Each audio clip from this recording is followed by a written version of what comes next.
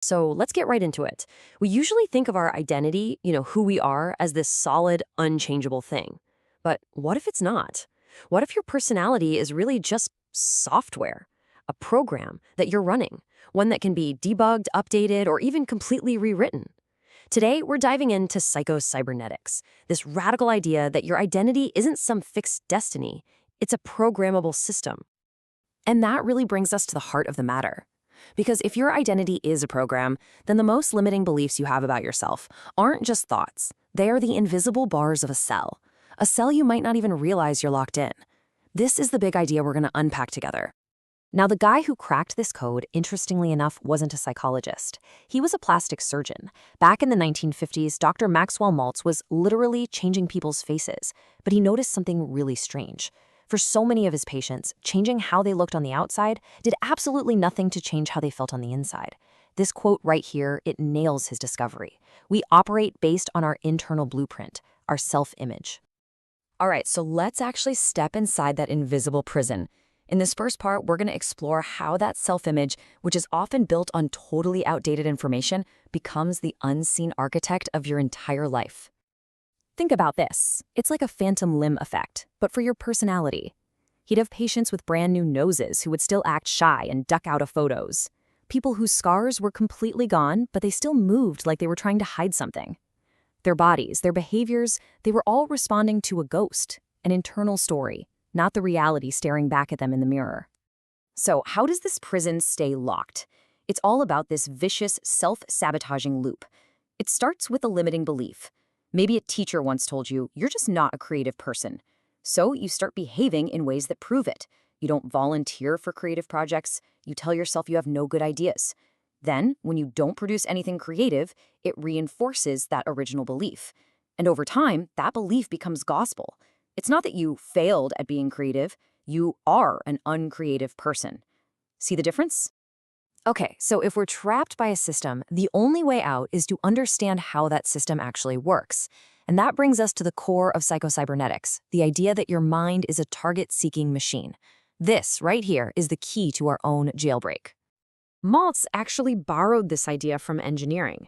A servo mechanism is what allows a guided missile to hit a moving target, or what lets your thermostat keep a room at the perfect temperature. It's a goal-striving machine, plain and simple. It automatically corrects for errors to reach a target you've already set. And Maltz's big aha moment was realizing our nervous system works in exactly the same way. And this is the analogy that changes everything. Just like a missile uses GPS data as feedback to adjust its flight path, your nervous system uses your life experiences, your successes, your failures as feedback.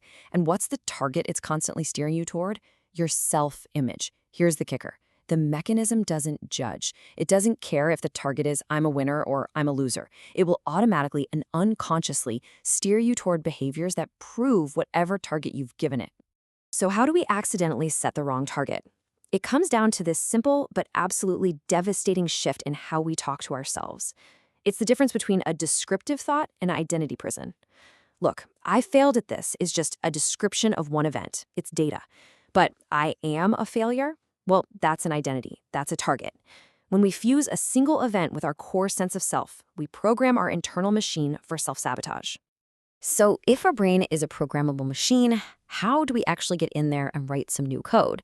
Well, we enter the control room, what Maltz called the theater of the mind.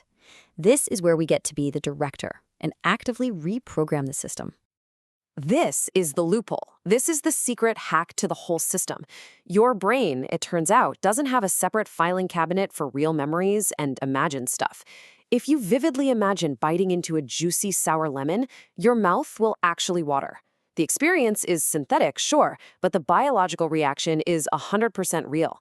Maltz realized we could use this to create synthetic experiences of success that our servo mechanism would accept as real data. And this isn't just wishful thinking or daydreaming. This is high-definition mental rehearsal. It's about seeing, hearing, and this is the most important part, feeling the emotions of success as if it's happening right now. By doing this, you're literally installing new, successful memories into your nervous system. You're giving your internal missile a brand new set of coordinates to aim for. But, just installing new data isn't always enough, especially if those old corrupted files are still running in the background. We also have to actively de-hypnotize ourselves and break the trance of our limiting beliefs. Maltz argued that most of us are walking around in a kind of trance. A negative belief, usually something someone suggested to us when we were young and couldn't question it, becomes a hypnotic command. Now, the original voice might be long gone, but we've become our own hypnotist, repeating that same suggestion to ourselves for years until it just feels like our personality. We're just acting out a script that we never even wrote. So, how do you break the spell? You drag the belief out into the open and scrutinize it. Become a detective of your own mind. First, trace it back. Who gave me this idea? Second, question it. Does this belief actually help me today, or does it hold me back? Third, challenge it. Go find new evidence that proves the old program is wrong.